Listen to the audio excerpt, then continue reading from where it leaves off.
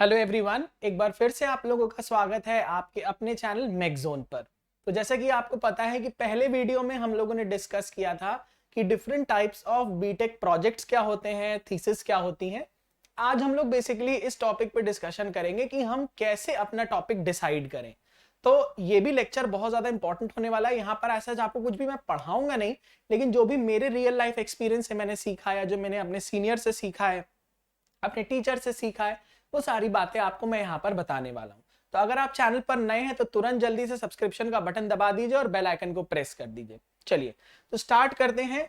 आज हम लोग देखेंगे how to select a topic. ठीक है, how to select a topic, चाहे वो बीटेक की थीसिस के लिए हो, चाहे वो एमटेक की थीसिस के लिए हो, बीटेक प्रोजेक्ट कुछ भी हो, कैसे हम सेलेक्ट करेंगे। तो इस चीज को मैंने बेसिकली तीन पार्ट्स में बांटा हुआ है। ठीक है, इस चीज को मैंने बेसिकली तीन पार्ट्स में बांटा हुआ है कि कैसे आप अपना टॉपिक सेलेक्ट करेंगे। ठीक है, सबसे पहला आता है ओन इंटरेस्ट। ठीक है, सबसे पहले आपका आता है ओन इंटरेस्ट। आपके खुद का इंटरेस्ट किस चीज में है, आप ये चीज देखो। ठीक है, सबसे पहले क्या होता है, जब भी टॉपिक की बात आती है सिलेक्शन की, तो गाइड जो होते हैं, जो सुपरवाइजर होते हैं, वो बोलते हैं भाई आप कुछ अपने से आइडिया लेकर आओ, आप कुछ अपना सोच कर आओ। ठीक है, फिर मुझे बताओ, फिर मैं उसमें से कुछ बताऊंगा कि क्या मॉडिफिकेशन किया जा सकता है, क्या उसमें ऐड और सब्सट्रैक्ट हम कर सकते हैं। ठीक है, तो सबसे पहला जो इंपॉर्टेंट बात होगी वो होगी ओन इंटरेस्ट, मतलब आपके खुद का इंटरेस्ट किस टॉपिक पे है। मान लीजिए एक कंप्यूटर साइंस वाले की बात करें, उसका मन है हम साइबर सिक्योरिटी पे अपना थीसिस करेंगे। ठीक है, तो आप साइबर सिक्योरिटी पे करेंगे तो आप अपना टॉपिक जो है, या कुछ साइबर सिक्योरिटी से कुछ अच्छी टॉपिक्स ढूंढ के ले जाइए, लाइक गूगल करिए उसको अच्छे से, कुछ क्या लेटेस्ट ट्रेंड चल रहा है। लेकिन लेटेस्ट ट्रेंड के चक्कर में आपको ये चीज नहीं भूलनी है कि आपका टॉपिक ऐसा होना चाहिए जिसपे आपको एम्पल अमाउंट ऑफ मटेरियल मिल सके, रिसर्च पेपर्स मिल सके, रिसोर्सेज मिल सके। इस चीज का भी हमें ध्यान रखना है। तो टॉपिक हमें ऐसा लेना है कि जिसमें बहुत ज्यादा वर्क, ऐसा नहीं कि बहुत ज्यादा काम हो गया है हम फिर भी उस पर जबरदस्ती करेंगे, ऐसा नहीं है। कुछ भी टॉपिक सेलेक्ट करिए लेकिन उसका मटेरियल अवेलेबल होना चाहिए, सबसे पहली बात। दूसरी चीज, उस पर बहुत ज्यादा काम नहीं हुआ, मतलब ऐसा तो नहीं कि उस पर काम नहीं हुआ होगा, लेकिन काम सब पे हो रहा होता है थोड़ा, लेकिन आपको ऐसा टॉपिक सर्च करना है जो थोड़ा सा जिसपे कुछ स्कोप हो काम करने का, क्योंकि तभी तो आपके गाइड कहेंगे, क्योंकि जो आपके गाइड है वो ऑलरेडी बहुत नॉलेजेबल होते हैं, उन्हें पता रहता है पहले से सारी बातें, तो वो स्ट्रेट अवे मना कर देंगे नहीं ये टॉपिक नहीं लो। ठीक है, तो इससे बेटर है कि जो भी आप अपने इंटरेस्ट से टॉपिक ढूंढ कर ले जाएं, उस पे आपके पास मटेरियल एम्पल होना चाहिए, एक आइडिया होना चाहिए कि आप करेंगे क्या और कैसे करेंगे, बस इतना बेसिक आइडिया आपको होना चाहिए। तो ओन इंटरेस्ट में ये चीजें आ गई। अच्छा, ओन इंटरेस्ट में कुछ पॉइंट्स ध्यान आपको रखने हैं। पहला, थोड़ा यहां पर नॉवेल्टी होनी चाहिए। ठीक है, थोड़ी नॉवेल्टी होनी चाहिए, इसका मतलब है थोड़ा बहुत यहां पर इनोवेशन आप सोच कर जाइए कि सर हम इसमें ये करेंगे, या ये काम हो चुका है, ये काम नहीं हुआ है, जो नहीं हुआ है हम उसको करने की कोशिश करेंगे, कुछ ट्राई कर सकते हैं हम, ये करेंगे। ठीक है, नॉवेल्टी होनी चाहिए। फिर दूसरा है आपका रिसोर्स अवेलेबिलिटी। रिसोर्स अवेलेबिलिटी मतलब जो भी आप काम करने वाले हैं उसमें जो रिसोर्सेज चाहिए होंगे वो आपके पास अवेलेबल होना चाहिए। ऐसा नहीं कि आप ऐसा काम उठा लें जिसकी इक्विपमेंट्स आपके पास नहीं, जिसका रिसोर्स आपके पास नहीं है, बस हमें नहीं ये करना है, ऐसा नहीं होना चाहिए। तीसरी चीज ये होती है, इसका एक प्रोटोटाइप बनाकर ले जाइए। ठीक है, इसका एक ब्लूप्रिंट या फिर प्रोटोटाइप बनाकर ले जाइए अपने गाइड के पास कि सर देखिए ये चीजें हैं, इसमें ये हो चुका है, मुझे ये करना है और मैं ऐसे करूंगा और मुझे इस चीज की जरूरत पड़ेगी, मुझे लगभग इतना टाइम लगेगा। तो ये वाला पॉइंट अगर आप बनाकर ले जाते हैं, ये अगर आप बनाकर ले जाते हैं तो इससे एक बहुत अच्छा इंपैक्ट पड़ता है, और गाइड और या मेंटर को ये देखकर लगता है कि हाँ इस बच्चे ने कुछ तो मेहनत करी है, कि कुछ एटलीस्ट अपनी तरफ से एफर्ट तो करके लाया है। ठीक है, तो इतना अगर आप अच्छे से बनाकर ले जाएं, इसमें बेसिकली क्या पॉइंट्स आएंगे मैं आपको बता दे रहा हूं। प्रोटोटाइप में बेसिकली आपके पॉइंट्स आएंगे how to do it, what to do it, ठीक है, टाइम कितना लगेगा, और यहां से क्या आप नया करें। फिर वही बात आ गई नॉवेल्टी की। ठीक है, नॉवेल्टी, हालांकि बहुत ज्यादा नॉवेल्टी पर इतना नहीं काम किया जा सकता, लेकिन फिर भी अगर कुछ भी आपने थोड़ा बहुत अलग सोच लिया, यहां बस सोच की बात होती है, novelty is all about your thinking.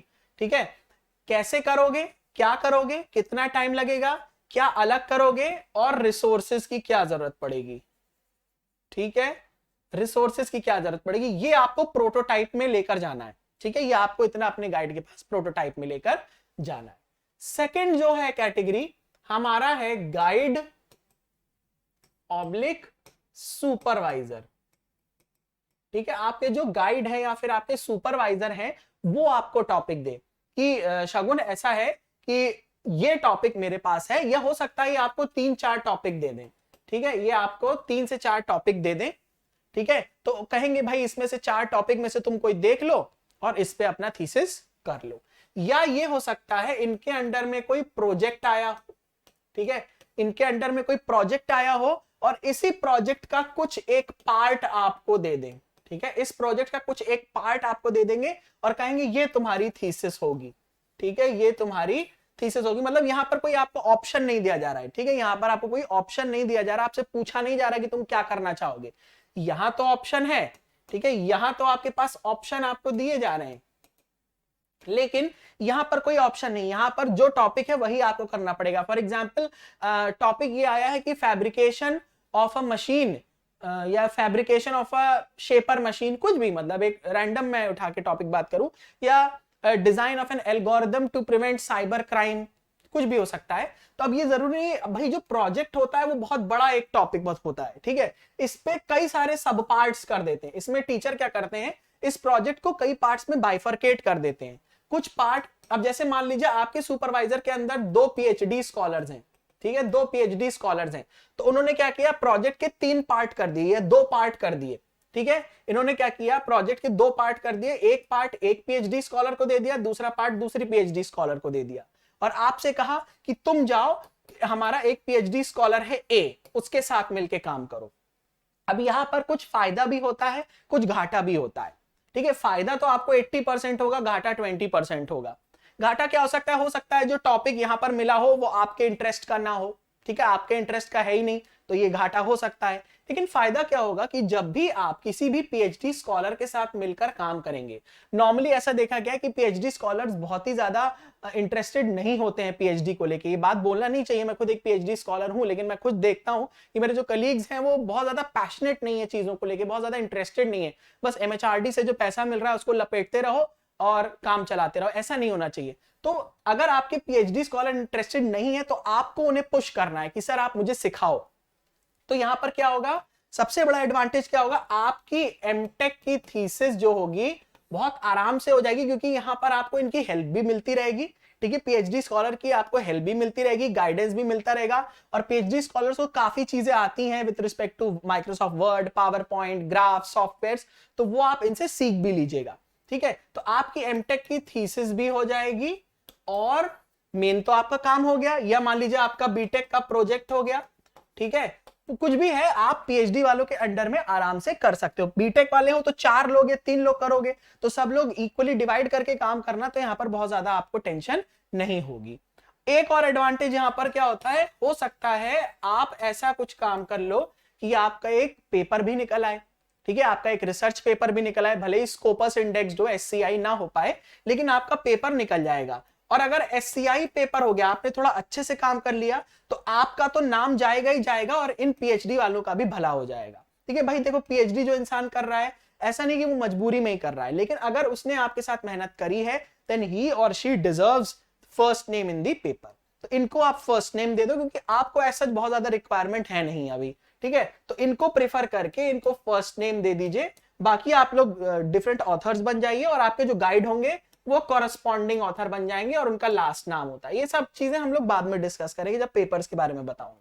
तो यहां पर देखा आपने कि एक न एक मतलब कुछ फायदा है, कुछ घाटा है, लेकिन घाटा जो है वो बहुत कम है। घाटा क्या है कि भाई आपके इंटरेस्ट का टॉपिक नहीं मिला, ठीक है, भाई आपके इंटरेस्ट का नहीं है, यही घाटा हो सकता है। लेकिन अगर मान लो आपके इंटरेस्ट का हुआ तो बल्ले बल्ले हो जाएगी। आप पीएचडी वालों के साथ मिलकर काम करो, ये आपको सिखाएंगे भी, आप इनका भी काम करोगे, ये आपको भी काम करवाएंगे, आपको भी सिखाएंगे। लेकिन ऐसा नहीं होना चाहिए कि ये सारा काम आपसे ही करवा रहे हैं, आप इनके साथ मिलके काम कर रहे हो, इनके अंडर में काम नहीं करना है। कभी कभी ये ऐसा कुछ पीएचडी स्कॉलर्स ऐसा करते हैं कि ये तो मेरे अंडर में आ गया, मैं इसको बंधुआ मजदूर बनाऊंगा, ऐसा नहीं होना चाहिए।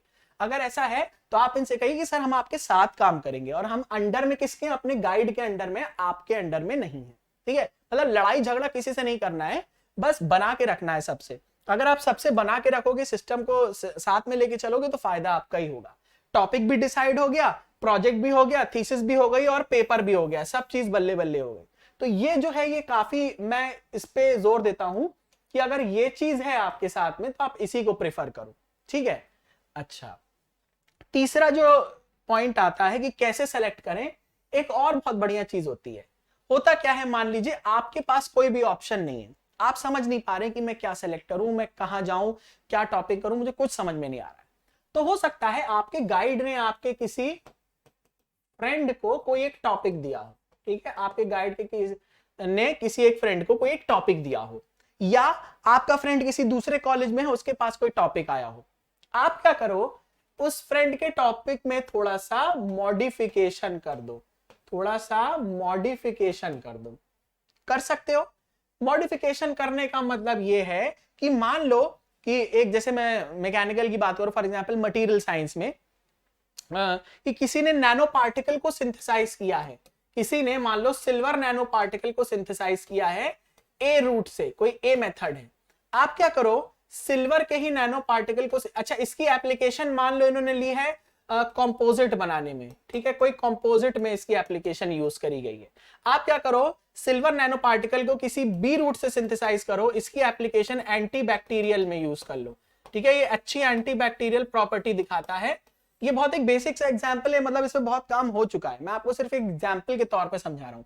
अब देखो यहां से फायदा क्या हुआ, फायदा ये हुआ आपका टॉपिक ऑलमोस्ट डिसाइड हो गया, क्योंकि आपके फ्रेंड का टॉपिक डिसाइडेड है, आपको सिर्फ उसमें क्या करना है, थोड़ा मॉडिफिकेशन करना है, ठीक है, आपको थोड़ा उसमें मॉडिफिकेशन करना है। मॉडिफिकेशन करने के बाद टॉपिक डिसाइड हो गया, क्या करना है ये भी डिसाइड हो गया, क्योंकि भाई आपके फ्रेंड ने अगर डिसाइड कर लिया होगा तो उसमें मॉडिफिकेशन ही आपको करते जाना है, थोड़ा बहुत एडिशन सब्सट्रैक्शन करना है, रिएक्शंस के पैरामीटर्स थोड़े चेंज करने हैं, फैब्रिकेशन की स्टेप्स थोड़ी चेंज करनी है, मेथोडोलॉजी थोड़ा चेंज कर दीजिए, ठीक है।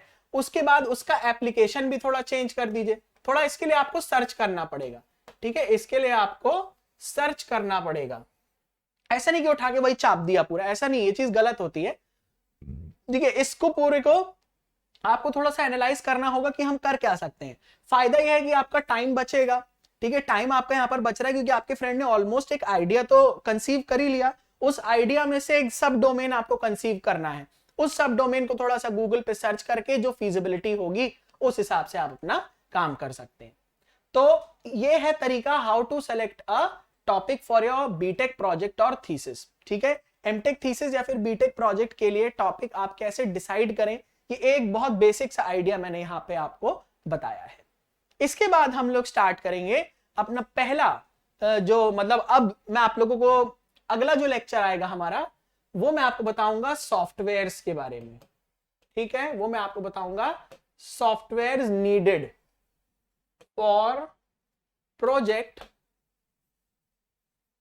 ऑब्लिक थीसिस, ठीक है।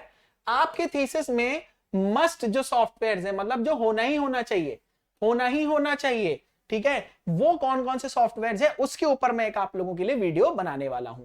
तो उससे आपको ये आइडिया लग जाएगा कि फ्यूचर में जो भी हमारे वीडियो आएंगे उसको देखने से पहले आपके पास वो सॉफ्टवेयर इंस्टॉल्ड होने चाहिए। कोई बहुत हैवी सॉफ्टवेयर कुछ नहीं होगा, सिंपल बेसिक टूल्स होंगे जो आपके पास होना चाहिए, ठीक है भाई।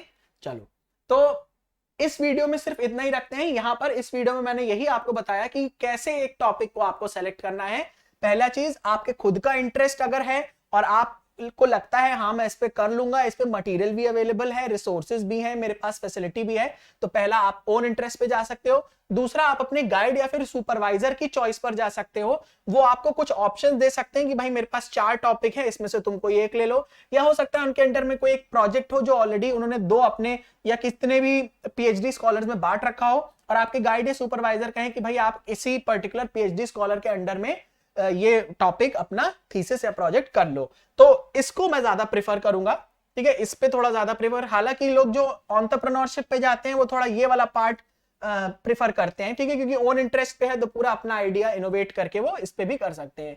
तीसरा, जैसा कि मैंने आपको बताया कि आपको किसी फ्रेंड का टॉपिक मिला हुआ है या किसी कोलीग का टॉपिक है, आपने उसमें मॉडिफिकेशन किया, मॉडिफिकेशन इस तरीके से किया कि फिजिबिलिटी भी आपकी रही, वर्क प्लान भी आपके पास अच्छा रहा, और सारी चीजें आपको पता रही कि हम उसमें क्या मॉडिफिकेशन करेंगे, लेकिन एग्जैक्टली इससे सिमिलर नहीं होना चाहिए, ठीक है, थोड़ा वेरिएशन इसमें होना चाहिए। और जब भी आप अपने गाइड के पास जाएं तो आपके पास मैंने बताया सबसे इंपॉर्टेंट क्या चीज है, प्रोटोटाइप होना चाहिए। क्या होना चाहिए, प्रोटोटाइप। मतलब आपको अपने प्रोजेक्ट में कैसे करना है, क्या करना है, कितना टाइम लगेगा, क्या अलग चीज करोगे और क्या रिसोर्सेज की रिक्वायरमेंट रहेगी, ये अगर आपके पास है तो इससे एक बहुत अच्छा इंपैक्ट पड़ेगा आपके मतलब गाइड के ऊपर कि चलो इस बच्चे ने इतना तो काम करके लाया, ये तो इसने करा कि हाँ मुझे क्या करना है, एक इसके पास ब्लूप्रिंट है ऑलरेडी। तो यही बस इस वीडियो में बताना था। अगर वीडियो अच्छा लगा हो तो दिल से लाइक करिएगा, चैनल को सब्सक्राइब करिएगा, अनसब्सक्राइब करके बिल्कुल भी मत जाइएगा। थोड़ा लेजी हो गया था मैं, थोड़ी कुछ कंडीशंस ऐसी आ गई थी जिसकी वजह से वीडियोस नहीं आ पा रहे थे, ठीक है। लेकिन अब चैनल पे हमारे इसी तरीके के और इनोवेटिव और अच्छे वीडियोस आएंगे जो कि आपको पूरे यूट्यूब पे कहीं भी नहीं मिलेगा। बहुत अच्छे टिप्स और बहुत अच्छी इंफॉर्मेशन आपको यहाँ पर मैं बताने वाला हूँ regarding your BTech project, MTech thesis. सारे सॉफ्टवेयर्स भी कोशिश करूंगा आप लोगों को सिखा दूं, पेपर कैसे पब्लिश किया जाता है वो भी सारी बातें, सारे टिप्स एंड सीक्रेट्स आपके साथ शेयर करूंगा। Thank you so much, have a great day.